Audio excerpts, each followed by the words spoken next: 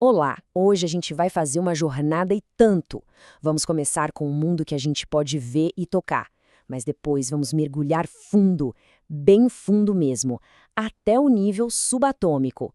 Tudo isso para desvendar um segredo fundamental, afinal de contas, do que tudo é realmente feito. Parece uma pergunta simples, né? Mas a resposta leva a gente para o coração da matéria, para o centro da própria existência. E é exatamente para lá que a gente vai hoje. Então, qual o nosso roteiro? A gente começa com o básico, do que tudo é feito. Depois, mergulha na tabela periódica, dá uma espiada dentro do átomo, descobre quando os átomos se dão as mãos e, por fim, entende sólido, líquido e gás. Prontos? Vamos nessa! Bora lá! Primeira parte, do que tudo é feito. Antes de a gente olhar para os tijolinhos, precisamos entender o que é a construção, certo? E a base de tudo, absolutamente tudo, é o conceito de matéria. E o que é matéria? A definição é super direta. É qualquer coisa que tem massa e ocupa espaço. Simples assim. A cadeira, a mesa, até o ar que a gente respira. Tudo isso é a substância física do nosso universo. E aqui vem o grande segredo. Toda essa matéria é feita de partículas minúsculas, os átomos. Para ter uma noção do quão pequenos eles são, pensa num fio de cabelo. A largura de um único fio tem mais ou menos 500 mil de átomos. Dá para acreditar?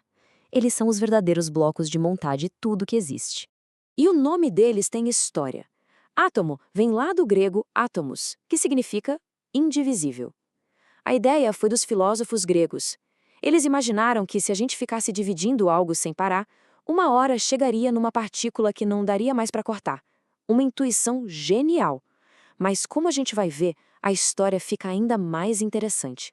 Ok, segunda parte. Vamos falar da tabela periódica. Se os átomos são os blocos de montar, quantos tipos de peças diferentes existem? É aqui que a ciência entra para organizar a casa. O número mágico é 118. São 118 tipos diferentes de átomos ou elementos que a gente conhece. A maioria deles, 92 para ser exato, a gente encontra por aí na natureza, como oxigênio e ferro. Os outros 26 foram criados em laboratório. Cada um desses é um sabor único de átomo. E para colocar ordem nisso tudo, lá em 1869, o cientista Dmitri Mendeleev teve uma sacada genial: a tabela periódica. E o legal é que ela não é só uma lista, sabe? O jeito que ela organiza os elementos revela padrões e até ajuda a prever como eles vão se comportar. É quase um mapa do tesouro da química. Cada quadradinho desses é tipo o RG de um elemento. Ali tem 4 informações essenciais: o número atômico, o símbolo, o nome e a massa atômica. É um resumo completo de quem é quem no universo dos elementos. Terceira parte, dentro do átomo. E aqui a coisa fica interessante. Lembra que átomo queria dizer indivisível? Pois é, a ciência descobriu que dá para ir mais fundo. Então, vamos dar um zoom para dentro do que um dia foi considerado o fim da linha. E o que a gente encontra lá dentro? 3 partículas ainda menores, as verdadeiras estrelas do show subatômico: os prótons, os nêutrons e os elétrons. A estrutura deles é fascinante. Bem no centro, a gente tem um núcleo. É lá que ficam os prótons, com carga positiva, e os nêutrons, que são neutros. E gerando em volta desse núcleo, como se fossem planetas, ficam os elétrons, com sua carga negativa. E são essas cargas elétricas que comandam tudo. A regra é simples, que nem ímã. Cargas opostas se atraem e cargas iguais se repelem. Essa atração entre os prótons positivos no núcleo e os elétrons negativos ao redor que não deixa o átomo se desmontar. A analogia do sistema solar é perfeita para visualizar isso, né? O núcleo, pesado e positivo, é como o nosso Sol, e os elétrons, levinhos e negativos, são os planetas, presos nessa órbita por uma força de atração invisível. Certo, fomos até o coração do átomo. Agora, vamos começar a subir de novo. Quarta parte. Como é que esses átomos se conectam? Como eles dão as mãos para construir tudo que existe? O segredo todo está nos elétrons, mas não em qualquer um.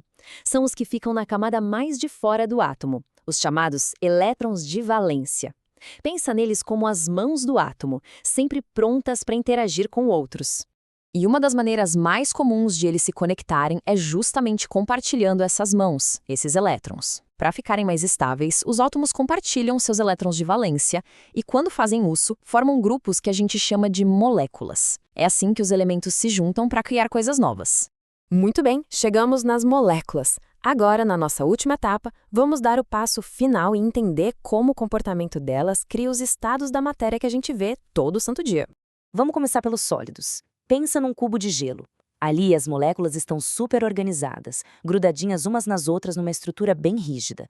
Elas até vibram um pouquinho, mas não saem do lugar. É por isso que um sólido tem forma própria. Agora, nos líquidos. Aqui, as moléculas já têm mais energia. Elas ainda estão perto umas das outras, mas conseguem deslizar, passar umas pelas outras, tipo gente se movendo numa multidão. É por isso que a água flui e pega o formato do copo. E, finalmente, os gases. Nos gases a festa é total. As moléculas têm energia de sobra, estão super afastadas e se movem para todo lado, numa bagunça completa. Elas se espalham para preencher qualquer espaço que encontrarem. Por isso, um gás não tem nem forma, nem volume definidos. E assim, fechamos o ciclo. Olha só que jornada. Saímos das partículas subatômicas, subimos para os átomos, depois para as moléculas e chegamos aos estados da matéria.